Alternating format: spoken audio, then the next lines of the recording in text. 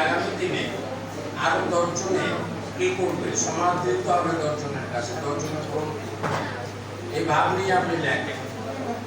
কিন্তু দুটো বিষয় দাঁড়ায়, যখন আপনি কবিতাটি লিখছেন তখন আপনি মনে করছেন যে আপনি খুব সুন্দর একটি বিষয় লিখছেন, সুন্দর একটি বিষয় উপস্থাপন করছেন, কিন্তু এটা যখনই পাঠকের কাছে যায়, পাঠক তখন তার মতো করে কি করে, মন্তব্য করে। সেই মন্তব্য আপনার ভালো নাও লাগতে পারে, আপনার ভালো লাগতেও পারে। স্বীকৃতি বিষয়টি একটু কঠিন ব্যাপার। আপন আনন্দ আর একটা বিষয়, যে আমি আপনার মনে গান গাই, কেউ শুনুক বা না শুনুক, ওই যে নজরুল বলেছে না, বাকি আপন মনে গান গায়, কেউ শুনলেও গায়, এখন না শুনলেও গায়। কবি সত্যটা হচ্ছে সেরকম, যে আমার ভিতরে এই পৃথিবী নিয়ে, ফুল পাখি নিয়ে, প্রকৃতির এই যে পরিবর্তন, এই নিয়ে আমার মনের মধ্যে ঠিক অনুভবের জন্ম হচ্ছে, এবং আমি সেই অনুভবটাকে প্রকাশ করতে চাই। এটা পাঠকের ভালো লাগলে লাগলো, না লাগলে না লাগলো। সবচেয়ে ভালো কথা হচ্ছে যে এই বয়সে কবিতা লিখলে, এই বয়সে তো তিনি অন্য কিছু চিন্তা করতে পারেন। অলস মস্তিষ্ক শয়তানের কারখানা।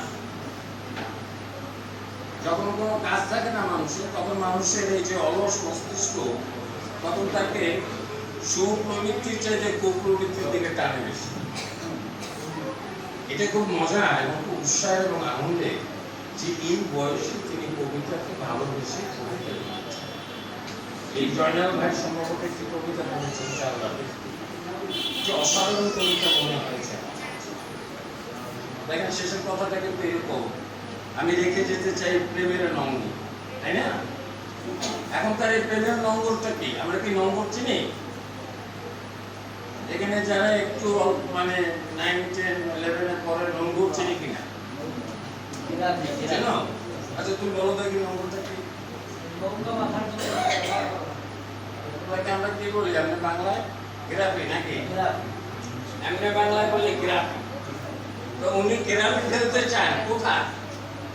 মানুষের নয়, মানুষের হৃদয়।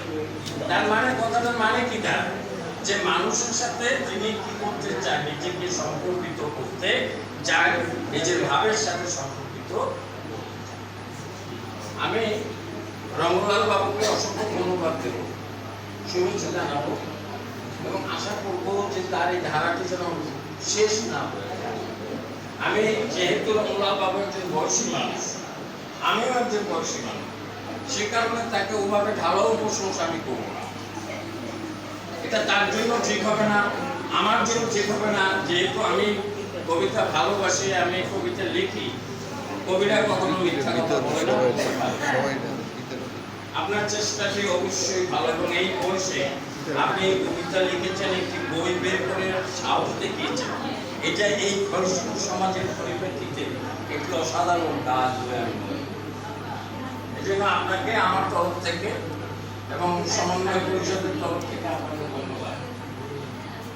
আবারও লিখবেন, তবে একটু অনুরোধ করব, আমার বলবো প্রধান অতিথি অন্যরা কি বলে জানি না, আপনি কি শুধু রবীন্দ্রনাথ পড়েন?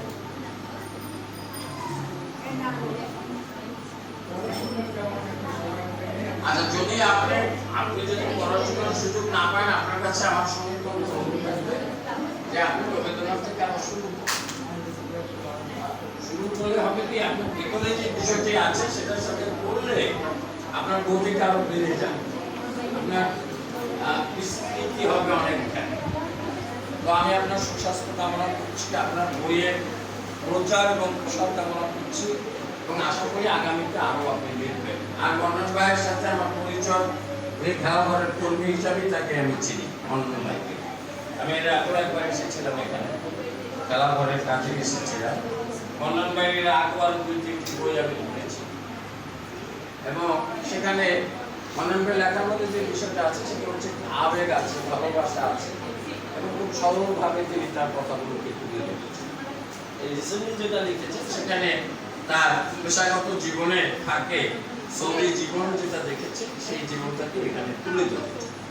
এবং আমি আশা করি যে এই বইগুলো বৃহত্তর পাঠক সমাজের সারা জায়গাতে না পড়লে পারিবারিক জীবনে নিজস্ব বলয়ের মধ্যে নিজের একটা অন্যতম স্থান কি করতে পারবে, স্থান সে নিতে পারে। কারণ মন্নান ভাইকে আমি যেভাবে চিনি, একজন সাধারণ মানুষ যেভাবে চেনে, নিশ্চয়ই আপনারা তাকে সেভাবে চেনেন না।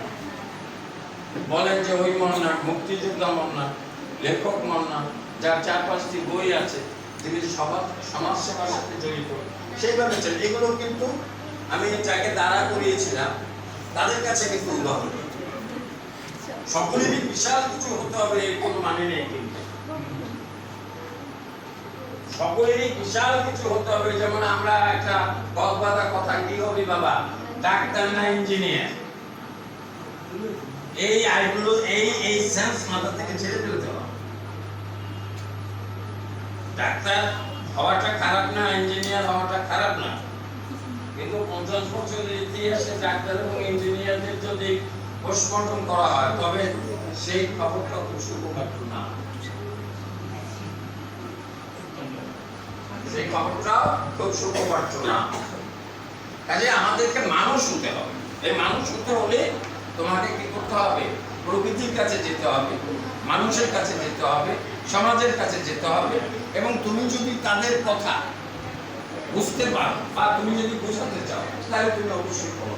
সাহিত্য কথাটা সংক্ষিপ্ত অর্থ হচ্ছে একজনের সহিত আর একজনের সম্পর্কটাকে কি করে দেওয়া, তৈরি করে দেওয়া। মাধ্যম কি, মাধ্যম হচ্ছে ভাষা, যার যার ভাষা। মাধ্যম কি, গল্প।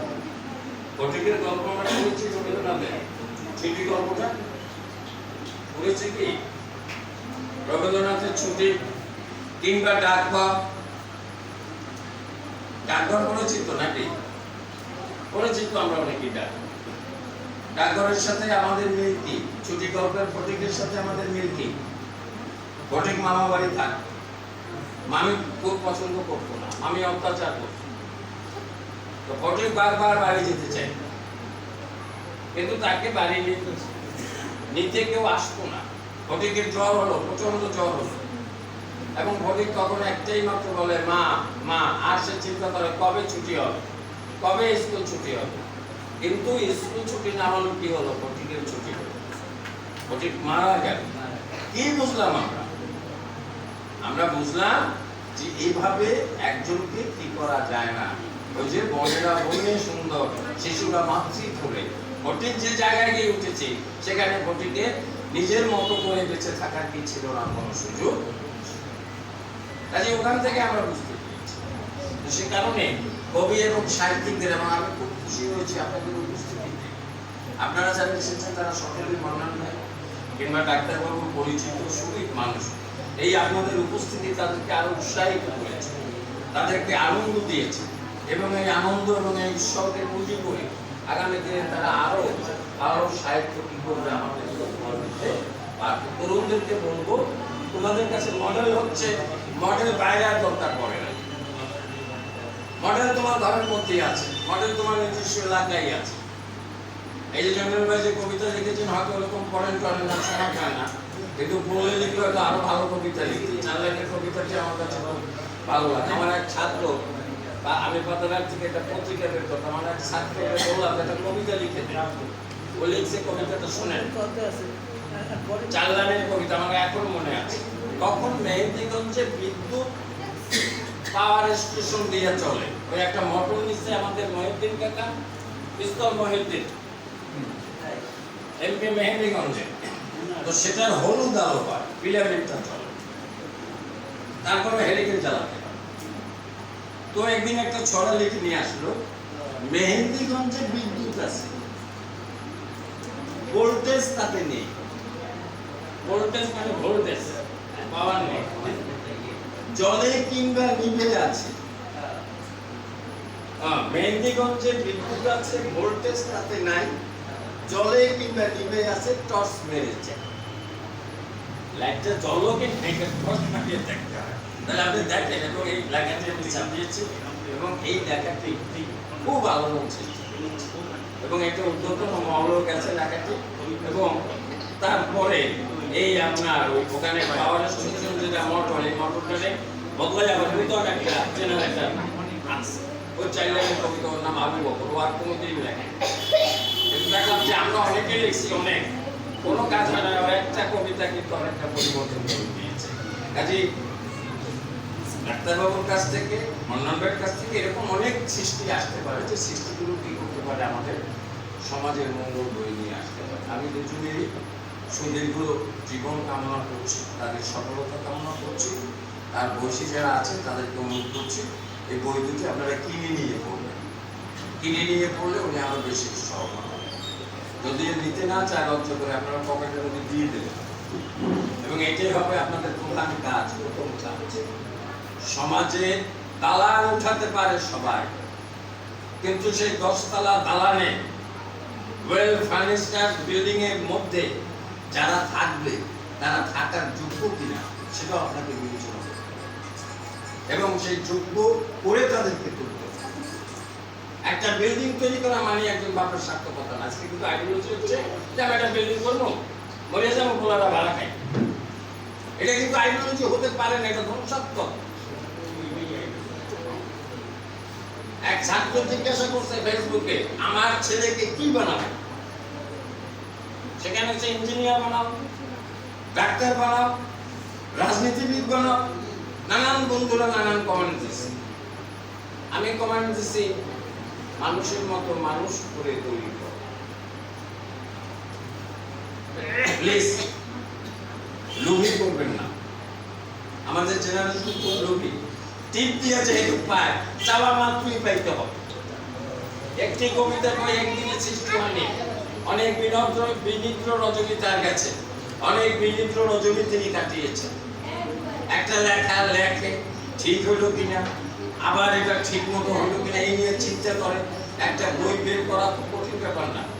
এটা 16 পৃষ্ঠায় একটা ফর্মা হয়, 16টা পৃষ্ঠায় একটা ফর্মা।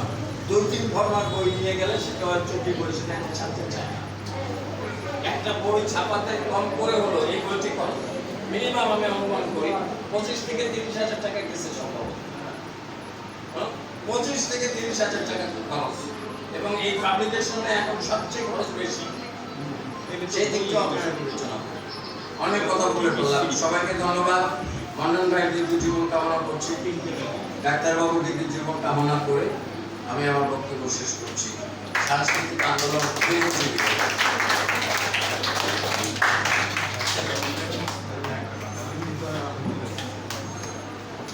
সম্মানিত ঋদ্ধ ব্যক্তিত্ব চকরিয়াবাসী এবং এখানে মন্ত্রী